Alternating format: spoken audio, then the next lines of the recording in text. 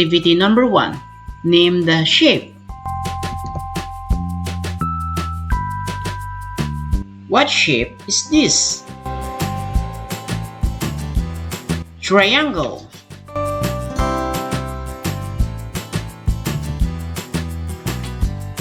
What shape is this?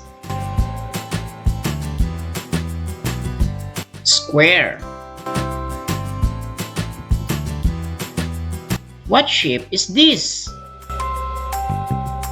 Rectangle.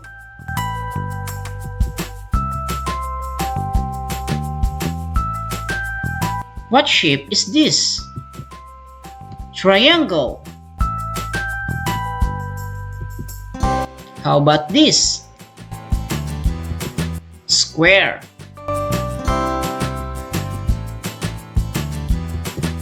Rectangle. This is a triangle. Is this still a triangle even if it is upside down? Yes. Directions. Read each question carefully. Circle the letter of the correct answer. Number 1. Which shape is a triangle?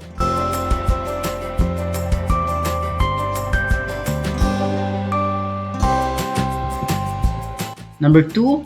Which shape is a square? Which shape is a triangle turned upside down? Number 4. Which shape is a large triangle?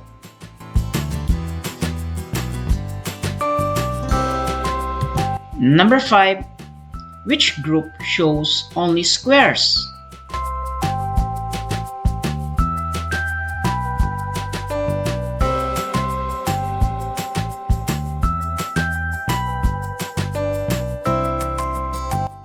Activity number 2.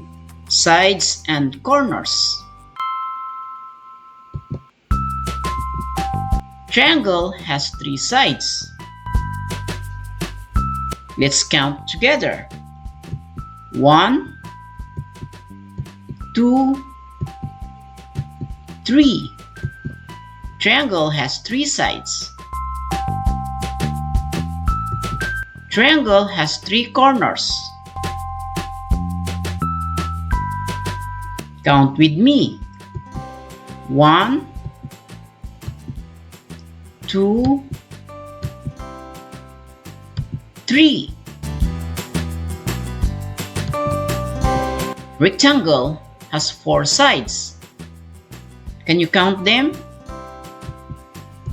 1, 2, 3, 4. Rectangle has 4 corners. 1, 2, 3, 4. Square has 4 sides. 1, 2, 3, 4. Square has 4 corners. 1, 2, 3, 4. Activity number 3. Which one is different? Look at the shapes. Which one is different? So the answer is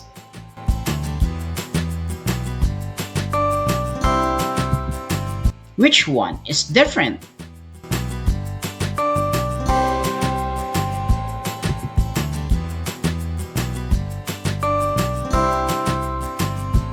Which one is different?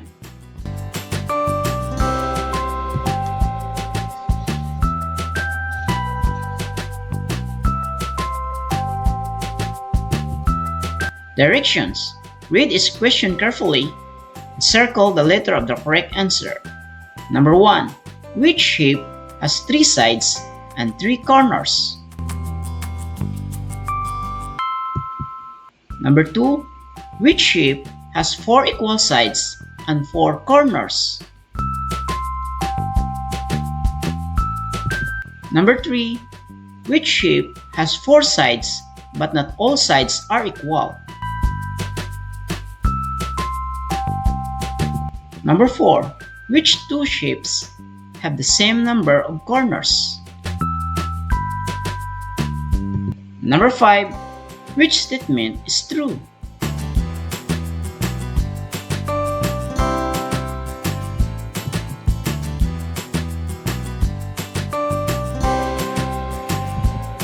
Activity number 4. Shape sorting game. Can you help place the shapes in the correct group?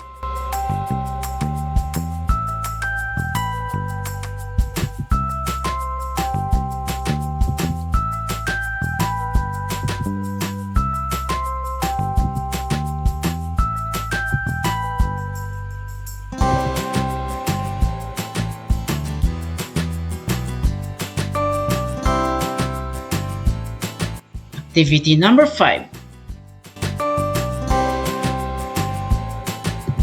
What shape do the triangles make?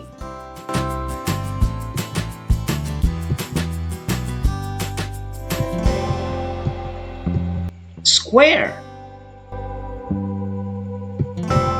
Small shapes can join together to make bigger shapes.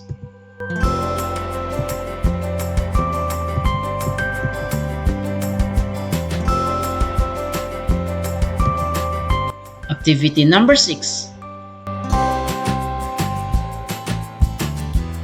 A square can be broken into 2 triangles.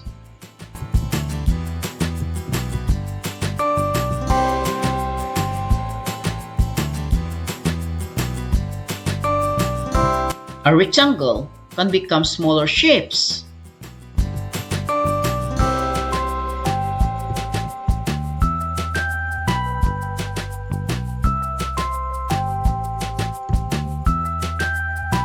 Directions. Read each question carefully and circle the letter of the correct answer.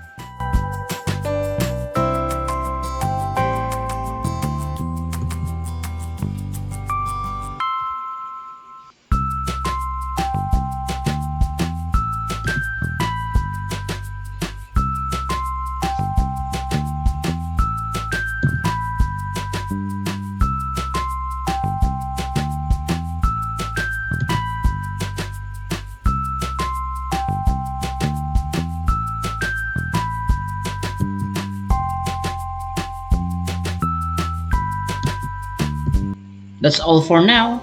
Thanks for watching.